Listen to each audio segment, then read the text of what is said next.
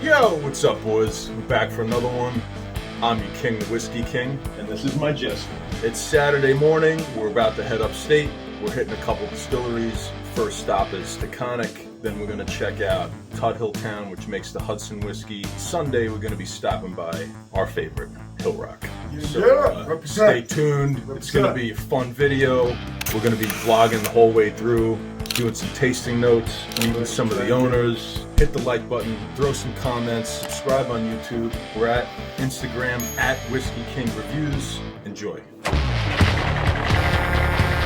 Yo, we're almost on the way to Taconic. Just stop by Taste of New York. Got a big slab of jerky. Yeah.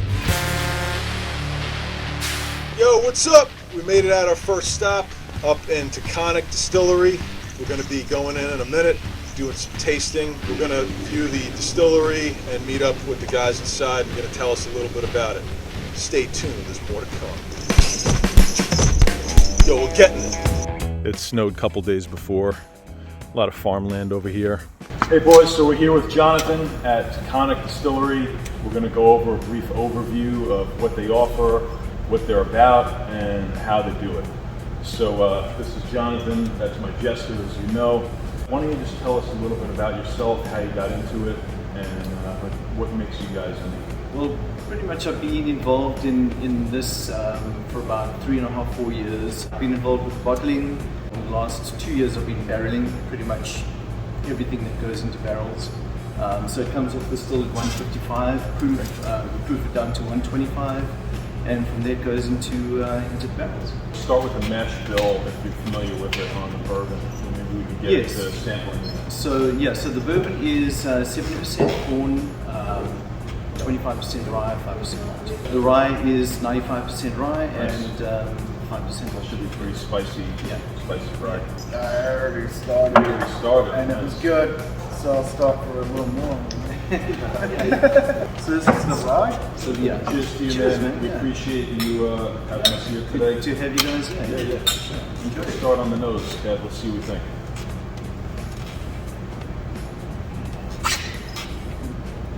Very baking spice forward nose. Got a little caramel vanilla too. Yeah. I'm getting a ton of spice, like nutmeg, cinnamon, some cardamom actually. Let's call it on the nose. What do you think? I'm thinking it's a thumbs up on the nose. Yeah. Really smooth, easy drinking. Similar to what we found on the nose and getting on the palate. Yeah, ginger spice. Yeah, loads of baking spice from that rye. Now, is this like a local It is, New York rye that you guys get? Yep. I mean, I can tell you all our rye is within a 10-mile radius. So, Okay, beautiful. So it's sourced really local. So I would say it's a really easy, smooth drinking product. Yeah. What's the pricing and availability? Where can people find this? Available throughout New York. Obviously, if your local store doesn't have it, you can ask for it by name and they'll get it. Distributors certainly have stock. And we're in 19 states too, so. Nice. Yeah. Where you do some cask finishing? So we have for the bourbon, on the bourbon side we have Cabernet and Cognac, and then also on a limited run our Mizunara, it's the Japanese oak, which we do at a higher proof, 107, and our two others, the Cabernet and the Cognac, are in 990. Very nice. And that's for all the bourbon that you finished it in, or you have the rye finished as well? So we have the rye finished in a Madeira cask. Oh, very nice. Yeah, Madeira is beautiful. Yeah, no, that is, and that's a good. It's a really good finish. What's your most popular that you think you sell? Definitely Duchess Private Reserve, and then just the standard. And these are both $40. Both $40, and then our double barrel maple bourbon. Okay. Is also a huge seller. Yeah. My favorite right now. I mean, I've always liked the 90, but honestly, the 115 maple bourbon is really good. Interesting. Nosing the bourbon, I immediately am getting a lot more caramel and some more oaky notes. And these are both non-cast strength, around what? They're 90 proof. 90 proof on both. Yep. So easy sipper, very gentle, not going to burn you out. If you're just getting into bourbon or rye, this is a good starting point. Yeah. I like the mouthfeel a little better on this one. Maybe from the corn, possibly. Definitely corn oil. Yeah. Really nice.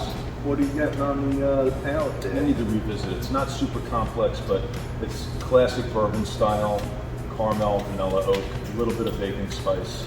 Yeah. I mean, everyone's palate's different. So Yeah, exactly. as in whatever the wood brings out in the bourbon, your palate will bring out something different, individually. So. I'm almost getting like a butterscotch, you know?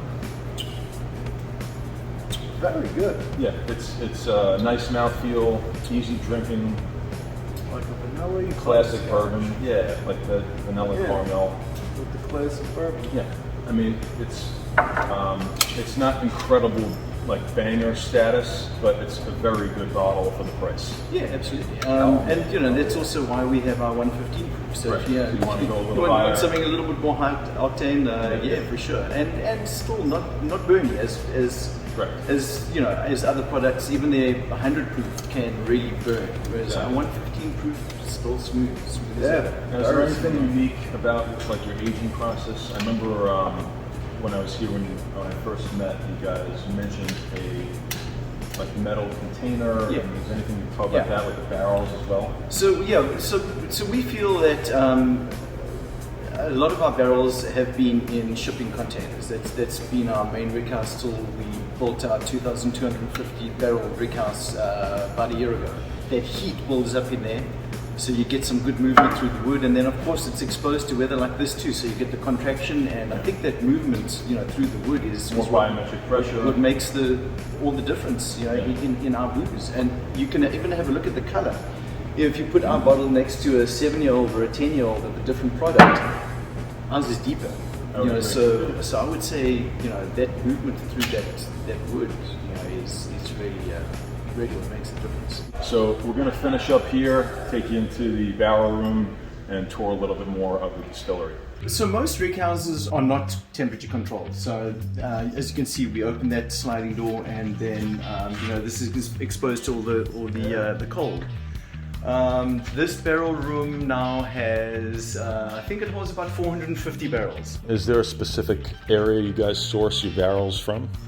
Yes, so we get our barrels from Missouri Okay, with the number 3 chart. nice. Yeah. All number 3 for bourbon and rye? All Okay, same, and all yeah. white American oak, 53 gallon? Yep, absolutely. Yeah. Nice. Beautiful. So we've noticed you're starting to do a lot more store picks and stuff as well, Yes. a lot for different people. What's been the most popular, like the ryes or the bourbons for what they're picking? Bourbons. More bourbons? Yeah, Okay. yeah, we've had a few ryes, but I think there's a couple of other groups on social media that expressed a very big interest in us, and we actually just did one for Hudson Valley Bourbon Okay. enthusiasts just 2 weeks ago. Is this examples over here of like White Dog and then the difference when it comes Yes, out? so this is over the years. So like I said, all ours is 4-year right now. So yeah, this is just to show. So that's basically Right off the still. Shine off the still. That's a couple of years, 3 years, 4 years. Then these are just to show you 2 years, how much is lost. Oh, out of the evaporation barrel. rate. So this is simulating the barrel. Yeah, so how much, that's over 4 years, and this is over 10 years. So 10 years, you've lost half the barrel. Yo, why don't you give everybody a little sip off of that? Cheers.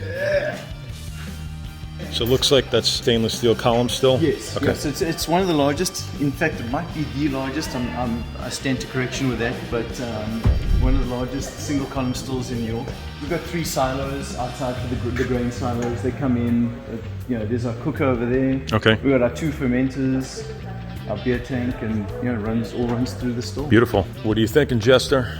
You ready for some more? Yeah, he never says no. It doesn't look like he's a man that's going to. We're inside the gift shop, going to show you guys around. They have a lot of cool merch and stuff. All the bottles for sale, jackets, bar section over there, which you could lead right into where we were before. So you were gonna mention the master distiller. Yeah, Brandon. He's been with us for 2 years now. He's from Buffalo Trace originally, and he's been working his magic on the still. So how many years was he at Buffalo Trace, you mentioned? He was at 4 years. 4 years at Buffalo Trace, and then he came here? Yeah. Yes, he's doing a nice job. Yeah, no, You he's guys doing should definitely come check it out. So they got a lot of their special stuff, and they also do the barrel-aged maple syrup. So if you guys are doing some cooking for some pancakes, those are really good. I'd recommend come pick it up. So come down, check it out. Say the Whiskey King sent you. We're just stopping at Mountain Brauhaus. Homemade German fare. We just ordered 3 entrees for me, 3 entrees for the jester, 4 appetizers for me, 3 appetizers for him, and a dessert. Yo, we're a little hungry. Come on, man. Yeah, tell them how good it is. Like, it's so good. It's like good or something. Yeah, it's really good. Like, tell them. How good is it? It's really good. It's good. It's really good. Yo, it's so good. Dude, we ordered 3 entrees. It's so good that it's good. I don't order food a lot, and for me to order 3 entrees is saying something. It's so good, it's good. Yeah. All right. These are amazing. It's fresh pressed apple juice with a bunch of like cinnamon and other things they put in there. For the winter, ain't nothing better, man. Like on a cold day, a little hot toddy will do you good. So, tasting notes on this, it's hot. Bunch of food going on here. There's a Jaeger schnitzel, a beef rouladon, a smoked pork, bratwurst, a la Riesling, a couple salads, some pretzels, apple strudel, all the sauce, bratwurst, soup, rouladon, sauerbraten, salad, and a goulash soup. That's for the weekend, by the way. It's not just now, but who knows? Maybe he'll eat everything now. How you feeling after that food? Very bloated. Yeah? Got the bubble guts. I think what it was is we were so hungry and so amped to eat that we ate too fast. And yeah, we're starting to feel it. We might have to catch the toilet. I have a hot snake in a little bit. Like a chocolate fudge dragon. Watch out for the mud monkeys, man. All right, we just finished eating. On our way to the next stop, we're going to Tuthilltown Spirits. Yeah. Yo, we're pulling up. We're gonna go in and check it out. See what we can do. They got a cool fire going. This is the tasting room. Over here is the still house. Those are the silos for the grain, and then inside that door right in there is the whole distillation room. The warehouse is in the back over that way. All the way back over there is the rick houses where they keep the barrels.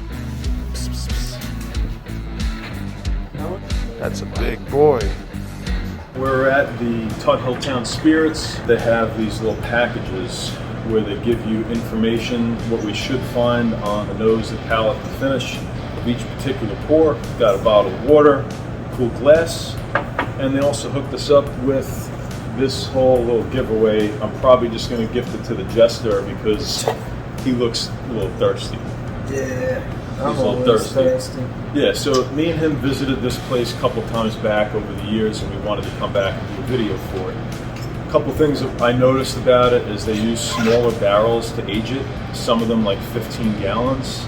You might not recognize it, but it was the baby bourbon and the Manhattan rye. They also had a 4-grain, which is discontinued. So now we have all 5 of their spirits. We're going to be going one at a time, do a tasting, and tell you what we think along the way. So why don't we start with their Bright Lights Big Bourbon. This is what used to be the baby bourbon that you guys used to be familiar with, all right? Here we go. 95% corn, 5% malted barley. Wow, you could smell that corn. Yeah. Aged in new charred American oak barrels. We bring you the first bourbon to ever be produced in New York State. It's a 92 proof of 46% alcohol. Now they're saying we should get rich vanilla and oak. I'm getting that corn, like malty oakiness. I get some vanilla. Maybe a light, slight undertone. This smells like fucking like corn and farm. Yeah, exactly.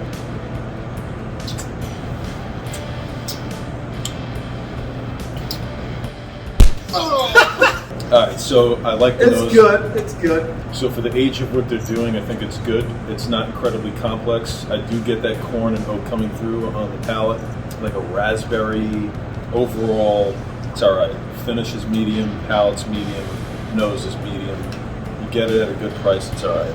Well, the next one on the list Hudson, this is your favorite whiskey. What is it? Let's see if it's our favorite. I don't know. This is a single barrel, which means they take one barrel of their favorite pick and then do a single barrel on that. Cheers. The nose is completely different. It's a lot less of that corn. Yeah. It's a little bit More sweeter, refined almost, right? sweet with like a fruit on the nose, where the other one was like that corn in a barn. So this just goes to show you, one barrel could be completely different from another. Yeah. This is significantly better than the first one. Palate, I'm getting some caramel, a little bit of honey, a little bit of corn, and some fruit. It's almost like the raspberry finish is like overpowering it in a way. But it's not in a bad way. Butterscotch like with a mix with like a Jolly Rancher type taste. I don't know where your tongue's been, but I didn't get any of that. I liked it a lot better than the first one, significantly better. The nose was better, it was a little bit more balanced, and had a little bit more complexity in the flavor profile, the mouthfeel, and the finish. Next one up is called Hudson Do the Rye Thing. So this was previously the Manhattan Rye. It's a 95% rye mash bill, 5% malted barley. This is a 92 proof, similar to the others, 46% alcohol. Because I believe last time we were here, we actually liked this one the best. So they're saying we should get honey, straw, and apricot. Apricot's one of the jester's favorite things to sniff. I'm definitely getting the honey, and it's fruity. Maple. Definitely no maple here, bud. Yeah. Where'd you put your nose, bro? Tastes different than what I remembered. It's like peppery, like peppercorns. Minty with a tiny bit of fruit. Single barrel was our favorite. Would you So agree? far, out of the three we've had so Yeah, far. single barrel's favorite so far. So now we're going to do the Hudson Short Stack. The Short Stack is 95% rye, 5% malted barley, cured in Vermont maple syrup barrels. So same thing we just drank, but a double barrel selection with the maple syrup. Same mash bill as the last one, 95 rye, 5% malted barley. It's, Yeah, watch your shit. I think it's the No, glass, I think you should get it a little bit closer. Like Yeah, right easy. into your eye. Easy. I'm getting some vanilla and a little bit of maple. And it's a little I'm getting like maple and all.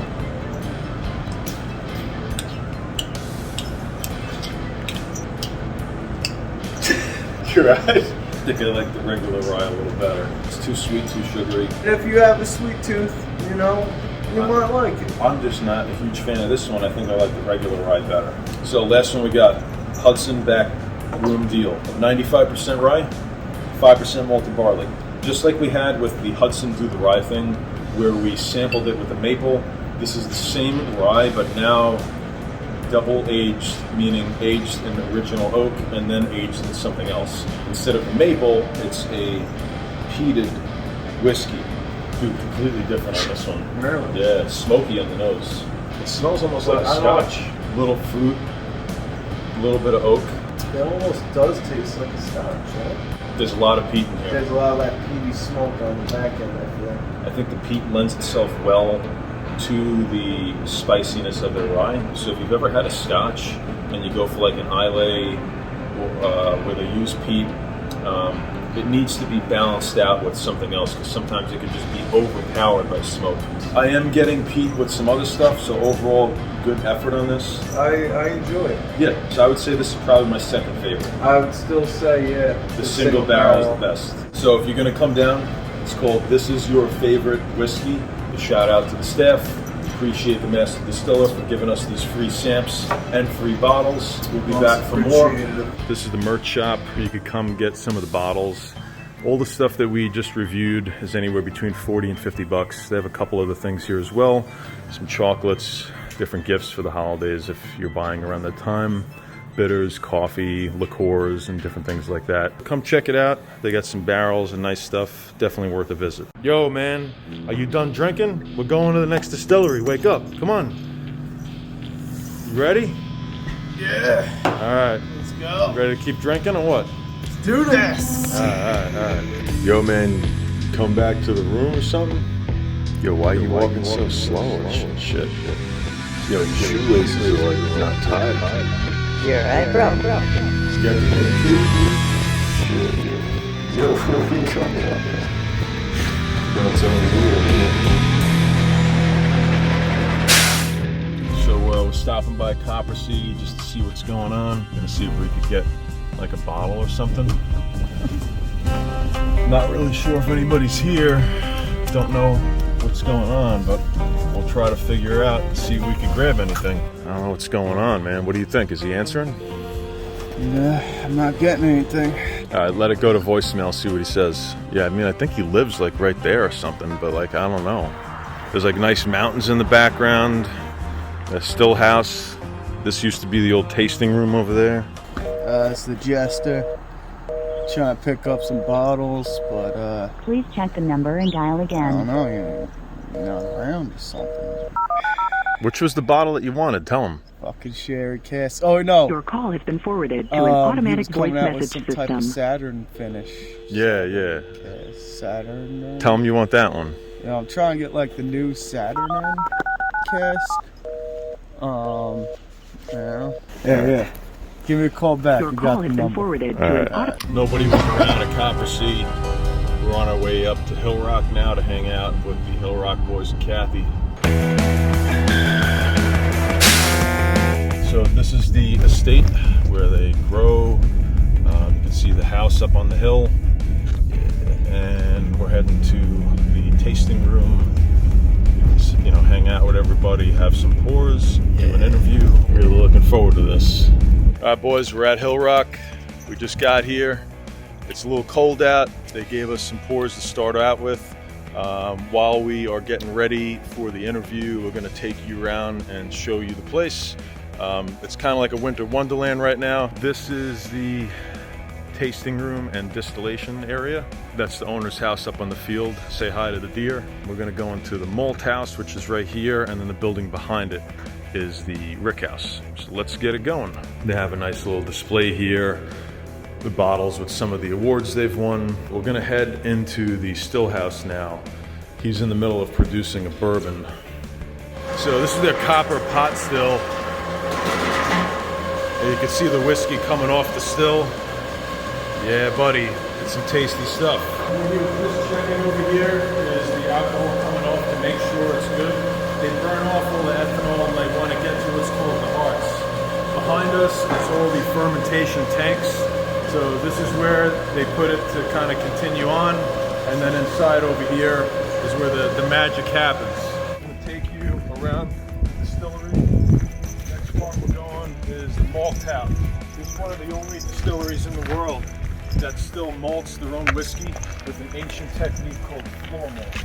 So these are some of the ingredients they use.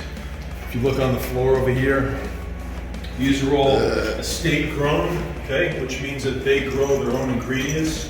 The fresh corn, the barley, and the rye. So they make a couple different products. The bourbon is going to be a mixture of 51% corn and then 49% rye. Their rye is 100% rye, and then their single malt is 100% barley. They don't have it here, but they smoke the barley with peat to kind of give it that Scotch-style flavor. Okay, so we're gonna head upstairs and show you the malt area. This is the malt room. It's a HVAC controlled area. What happens here is they will malt the grain. So malting is referring to, come a little closer, you're sprouting the seed. So I'm not sure if you can see it, but the seeds are opening up and they'll grow a little tail. So you're adding moisture to the seed, and by sprouting it, it's creating more enzymatic activity to allow for the sugars and proteins and flavors to escape. So at Hillrock, they do a malted rye, unmalted rye, they malt the barley, and obviously things like that. There's a hole in the center of the floor, and what they'll do is they'll rake this stuff. Typically they'll use these booties and put them on their shoes and use this special rake. I'll kind of just give you a quick idea. By raking this, like that, okay, you're aerating everything in here and like turning it over so that all of these seeds can sprout appropriately. So this room is kept at a specific climate all year round. So if you take a look at the windows, because it's really cold out right now, you can see the moisture building up. It's pretty cold in here. Once they have that all done, Then it's going to go downstairs to dry. So we're going to show you the kiln dry area. And depending on what they're making, they might use heat to dry it out. So take a look. Shit, this is even more slip here.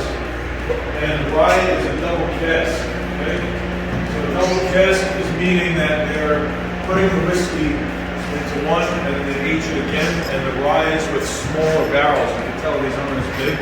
These are all white American oak. We'll have to double check for the char level. I believe it was either 3 or 4. But it smells amazing in here. You can smell the grain and the smokiness. I'm not sure if they're...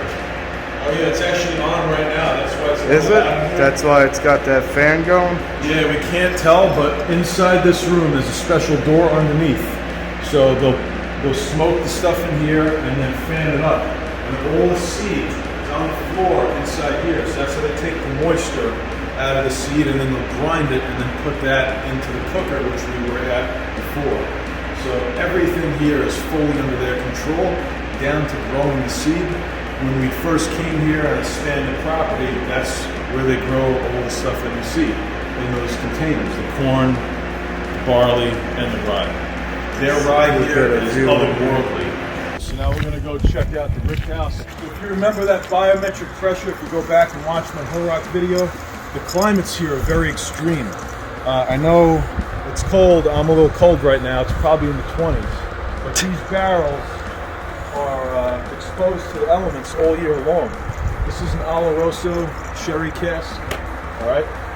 Somebody looks like they just bought that.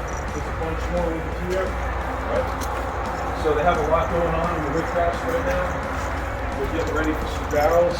And when you smell it in here, it's like intoxicating. That smell is just incredible. You want to, stay here for as long as you can. So.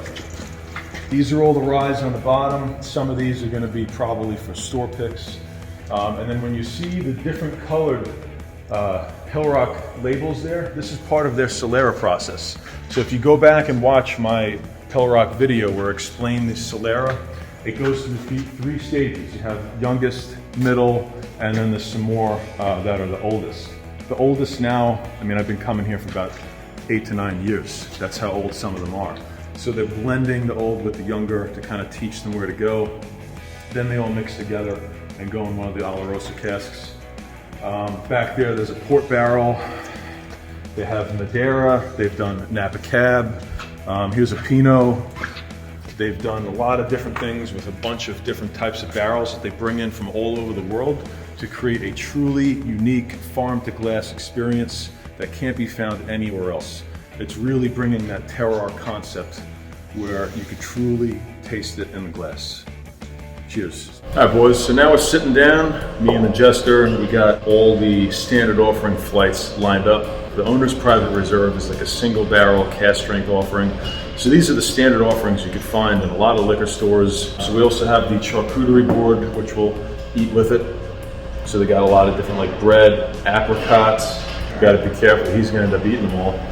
The standard offerings usually are anywhere from like 90 to 100 bucks, and then the owner's special reserve is anywhere from like 130 to 160. We're gonna start with their standard Solera bourbon. If you see a special sticker on the front, that means it's their owner's special reserve. 46.3%, 51% corn, 49% rye, and Solera processed with a Oloroso sherry cask finish. Yeah. So it's going to be very unique compared to your typical Kentucky bourbon. Because of the sherry cask, I get that on the nose right away. Yeah. The legs are really nice, the color's pretty. The rye that grows in New York is significantly better than, say, the corn and other things, for whatever reason. Now, don't quote us, but you'd agree the rye just does so well here. It's such a hardy grain. You can quote me. So, yeah. It's fucking amazing. I enjoy the bourbon. It's not my absolute favorite bourbon ever, but it's a real good sipper. Lots of sherry cask, caramel, vanilla, little barrely notes coming through. Oh yeah. It's smooth, it's tasty. The next one up is the same thing, but they finished it in a Pinot Noir cask finish, so it adds a layer of wine notes and complexity that this one doesn't have at the moment. So much flavor going on with these pours. It's like that caramelly, butterscotchy, vanilla almost. Exactly. You know? It does add a layer of sweetness, and it's noticeable right away.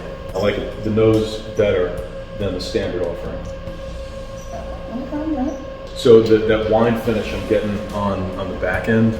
So the beginning is similarities to the first one. A little bit of caramel and vanilla, Nice sweet oakiness, finish to it. but the Pinot Noir comes in on the finish, and it's really good.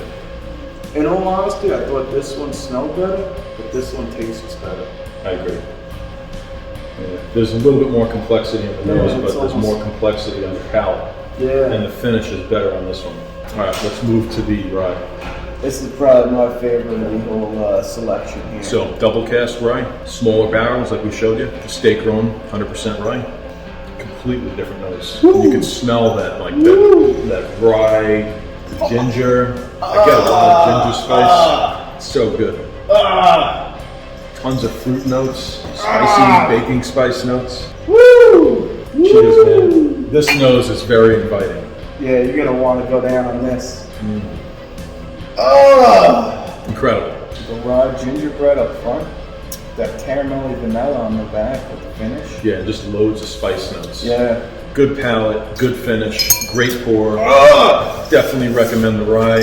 Their rye is our favorite here. Come on, we're a little biased. We love the rye. Probably my favorite pour here. This is great in cocktails, especially if you're going to do a Manhattan or whiskey sour. So now we're going to do back to back to the Tawny Port cask finish rye. Still unfinished in the Tawny. Yeah, so Tawny Port, it's a Portugal wine. And similar to what we saw with the bourbon, how there was this difference between the bourbon where they had a cask finish with the Pinot Noir versus the regular. The rye, they took the regular rye and did the Tawny Port cask finish after aging in 2 casks. So it's typically, actually, it's a triple cask finish now. Yeah, cask to cask to cask. Sweet nose, man. It changed the nose quite a bit, right? More of a desserty smell. Yeah. Go for the barrel proof if you can. We recommend it, 100%. Yeah. That is really tasty. Yeah, that Tawny Port does it well, man. Oof. The finish is still going. Wow. It really makes the finish almost more savory and longer lasting in my opinion. Yeah. So I would say it's similar to that one, just with loads more smoothness and sweetness on the finish, just like we saw with the bourbon. You want more of that classic rye, go for this one. Yeah. You want more for like a little savory, sweeter finish to it, go for this one. Yeah, I agree. So let's do the single malt. We'll talk about that. This one had a very unique smell to it. I actually already smelled it. Phenomenal. Yeah. So the single malt is like the Hillrock's version of a Scotch. It's 100% barley, and they do Oloroso and Pedro Jimenez cask finish. So it's a double cask finish, 100% barley, malted barley, estate grown. It's almost got that earthy smell to it too. Right? So I'm getting that peat note, a little bit of peat, peat smoke on the nose, mixed with like some fruits and apricot and berries. They use peat to dry out the barley, so some of the smoke is getting into it. They don't add the peat to the whiskey, so it's not overpowered like some of the Islay scotches. This one I think is a really good example of a single malt where you could taste each note individually, but it's completely different from the rest and all on its own. It's like a good smoky Scotch, but like with that sweet finish. Exactly, phenomenal. Stay tuned for more. We hope you enjoyed that. Yo. Hey guys, today we are at Hillrock Estate Distillery with the owners Jeff and Kathy. We got our jester over here. He's been drinking all day, having a good time.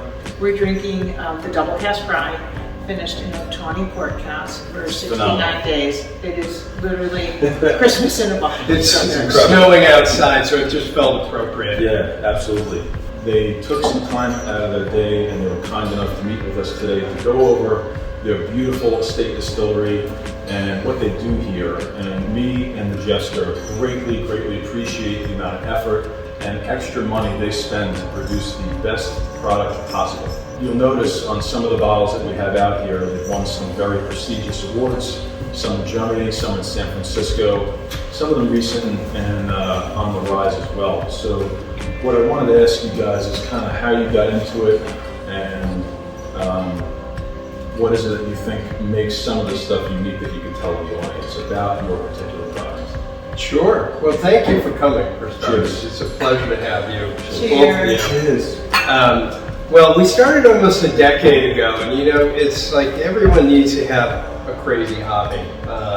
I grew up farming, and it was just something I needed to be doing. So when we saw the whole craft spirits industry rising, we felt that there was something missing, and that was the estate concept that you find in wineries. So we basically just embarked on creating what we wanted to make the best field-to-glass whiskeys in the world. We're lucky enough to be able to not have partners and just hold out for the best quality. Absolutely. Yeah, we really notice a difference. Me and Jester have been drinking, and not just to drink it. Like a lot of people, when they say, hey, you enjoy whiskey, sometimes they'll think, I'll take a pour and shoot it back.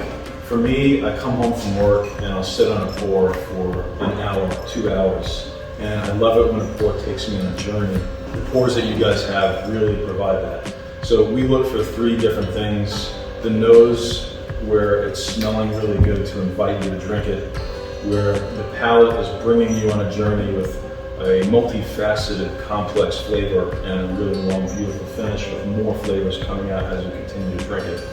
And we really notice that unique flavor coming through, especially with the rye for whatever reason. Is there anything you think about that with regards to New York rye, and would you view that was separated from other areas of the world? I think it's clearly terroir driven, so go ahead. Terroir driven. Well, so funny, just to your right, it's covered in snow, but I think it's really important that we control every aspect of making our whiskey. We grow you're talking about the rye, we grow all of our grain. Sure. We are truly field to glass, right? We registered field to glass, but our rye is, we work with Cornell Agricultural School, and it's heirloom grain. We grow in an organic method. It's grown in an organic method, and we truly believe that the fabulous tasting whiskey really starts in the soil. Yeah, 100%. And we're not buying seed, we're growing seed, we're controlling the whole aspect. We only use the best seed. We think it really, really matters. It's much more labor intensive, and as you said, it's much more expensive. Yeah. But we think the product is just so much better. Me and the Jester couldn't be happier with what you guys make and the amount of effort. It's absolutely our absolute favorite rye, period. There's a lot of other places that just do it for a huge profit. And some places we've gone to and then went back and they've changed some of the mash bills, and it's to produce more and more whiskey, and you can taste the difference. And the two of us were like looking at each other as we were drinking it, like, man, this doesn't taste too good. And you can kind of tell. Some of the other ones. Yeah, but every time we drink your stuff, no matter what bottle it is, it's always packed full of flavor and just incredible. Well, we had, a total journey of trying to really put the terroir of our farm in the Hudson Valley into every whiskey we make. And, when Dave Pickrell came on board, which was really the day one, we started making the first whiskey coming off the still. Dave had all the workers come over. There was probably 30 of us here then. And he had everybody start tasting the whiskey coming right off the still. And he said, what do you taste? And pretty much universally, everyone said clove and cinnamon. Yeah. And I think that's something that's a mark on really all of our whiskeys, whether it's the water, the soil, it's hard to know, but and we just embraced it. And Dave was like, that's what it's all about. That's the terroir that speaks of this place. It's amazing, yeah. So Dave Pickrell had some tenure at some other distilleries as well before he came here. I believe it was Maker's Mark for about 14 years. Yeah. He also worked with Whistle Pig as well before he passed. I'm assuming his last tenure was here. Yeah, he sort of. Yeah, I mean, Dave, I would say really, he viewed us and Whistle Pig as kind of his two babies. Okay. And he spent a lot of time on the road for us, and he spent a week here physically on property every month. So, And we built you know, an apartment for him upstairs. That's awesome. Yeah. he was really family. He designed all our mash bills, all our protocols.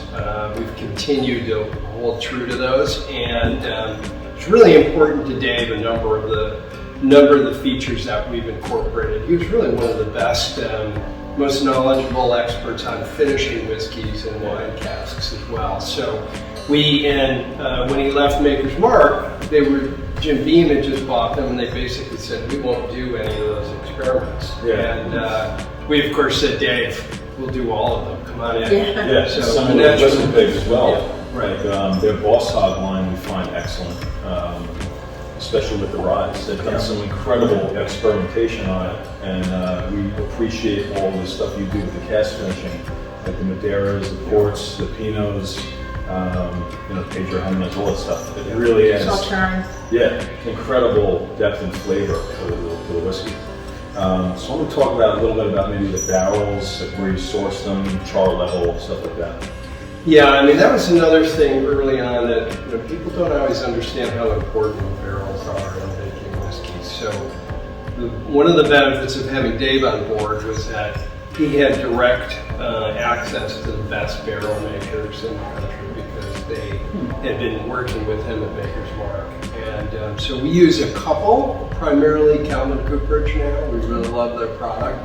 And people are approaching us all the time saying, oh, we've got this new barrel manufacturing company. We'd love for you guys to buy them. And my attitude is always, I'm not waiting 8 years to find out whether it worked. Yeah. So you can't take We know that we risk. really like what we use. Sure. And then all of our finishing casks, a lot of them we source directly from wineries that we just have We really enjoy the wine from. Like the Homer cask, for example. Yes, we love Shane's Pinots, the Homer Estate and Block 23, so it was such an easy way to go into finishing in a Pinot Noir because we knew he loved the wine. Yeah. As I know you do. Exactly. And it's And just Dakota- a beautiful. Dakota Shine And Dakota for- Shine for Dakota Shine Cabernet. as well, yeah. And we love that as well. And then both the winemakers at both places enjoy our whiskey, so it's really a lot of synergy. That's awesome. Collaboration. Speaking of that synergy, I plan to do a video, me and the Jester are going to do a full circle review on the Pinot bottle that you made, but also comparing it to the wine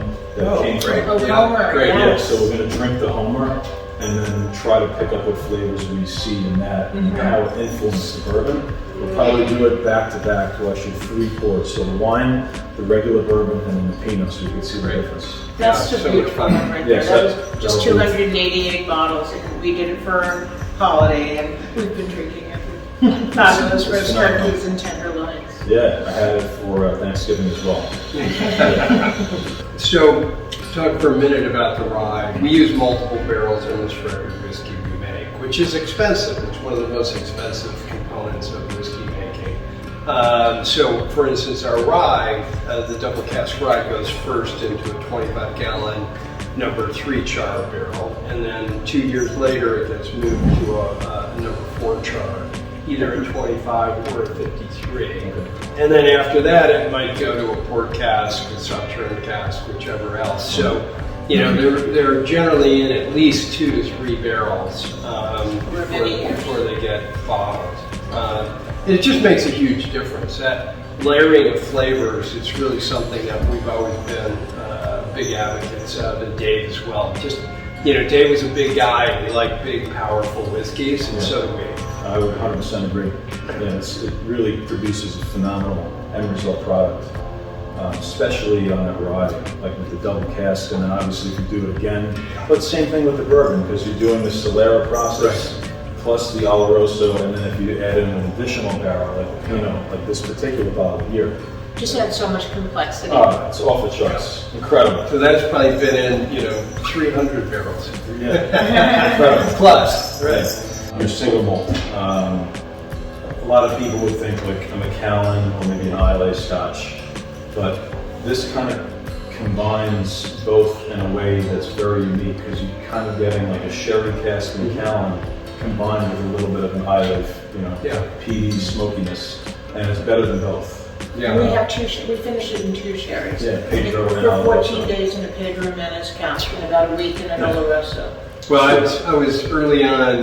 The single malt was kind of my baby because when Dave came to us, obviously everyone knew Dave for bourbon and rye. Single malt was not something he was really known for. And he said, Dave, you know, I happen to like single malts. I want to make the best American single malt. Yeah. And it's like, no problem. I happen to work at a bunch of distilleries in Scotland, and he always used to like to say that we make our single malt exactly the way they do in Scotland, except we don't add any coloring.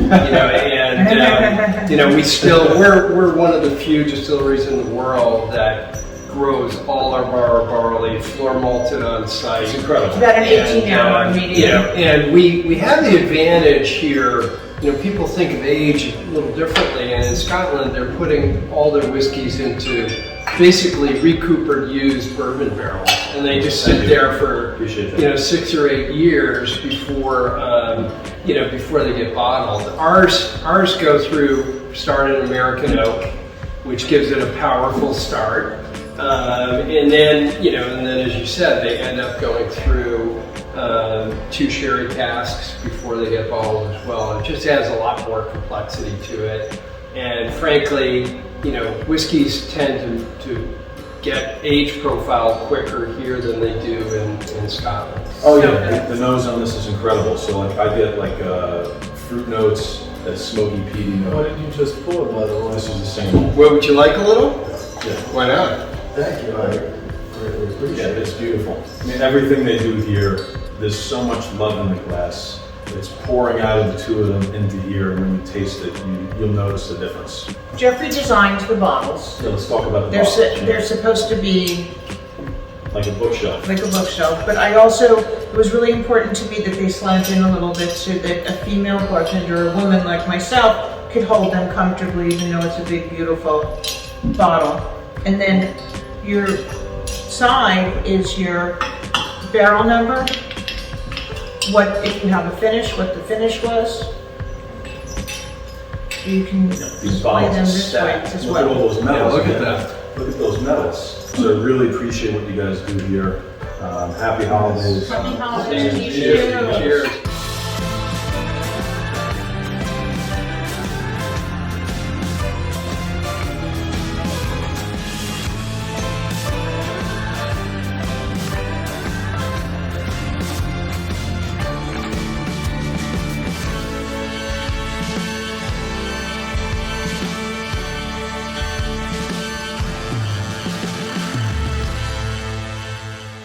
Starting to snow out here.